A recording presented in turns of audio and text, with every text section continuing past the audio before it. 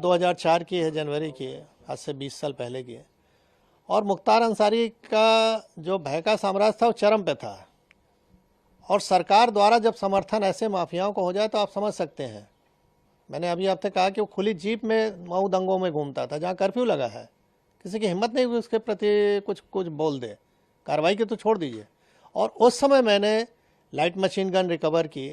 आज तक उत्तर प्रदेश में केवल एक ही रिकवरी है, न उसके पहले कभी हुई, न 20 साल हो गया अब तक हुई है।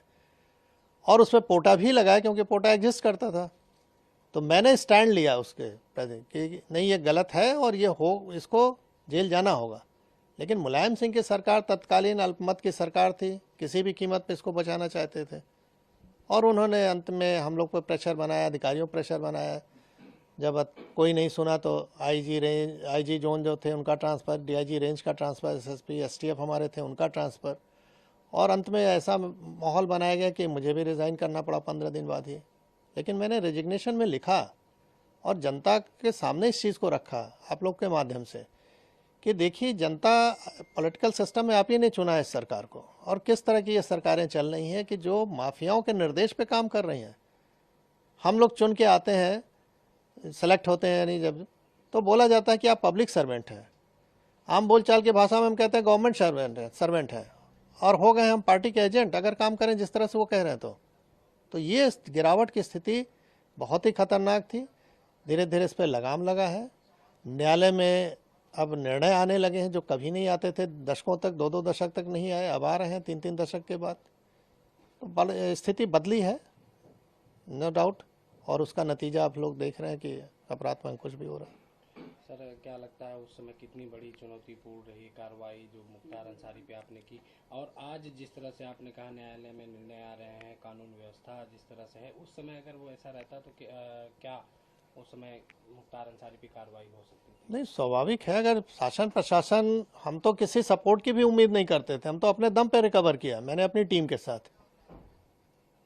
तो हमको सपोर्ट की जरूरत नहीं है, हमको तो, हम ड्यूटी है मेरी, हम कोई मेहरबानी नहीं कर रहे थे किसी पे। हमारी ड्यूटी है कि ऐसे असामाजिक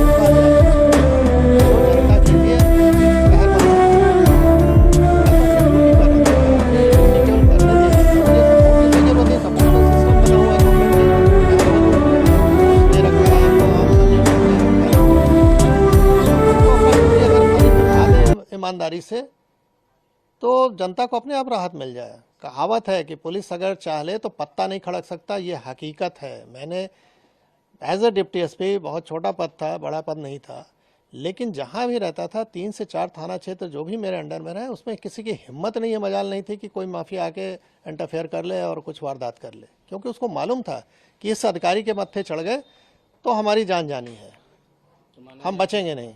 आपकी कार्रवाई के बाद फिर आप पे दबाव बनाया गया? स्वाभाविक है, दबाव नहीं बनाया गया होता तो मैं इतनी अच्छी नौकरी क्यों छोड़ता भाई। जब मुझे लगा कि मैं अब कुछ नहीं कर सकता इन लोगों के सामने, तो कम से कम बाहर आके जनता को तो बताऊं कि हो क्या रहा है। शायद अगर हम नौकरी में रहे होते तो ये पक्ष कोई देख ही नहीं पाता कि किस तरह का दबाव बनता है। तो आज मैं जीता जागता उदाहरण हूं कि इस तरह की सरकार अगर रहे, चले, तो कैसे आप जनता को रिलीफ पहुंचाओगे। अगर सरकार सही नहीं चले तो अधिकारी काम नहीं कर सकता है। तो मैं बाहर आके इस चीज़ को रखा, जान जोखिम पर अपने डाला, परिवार की जान जोखिम में डाला।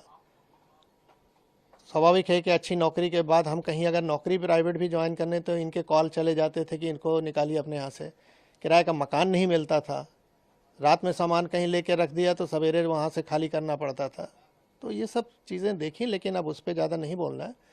हाँ, ये है कि जो जैसा करता है वैसा उसको भोगना पड़ता है।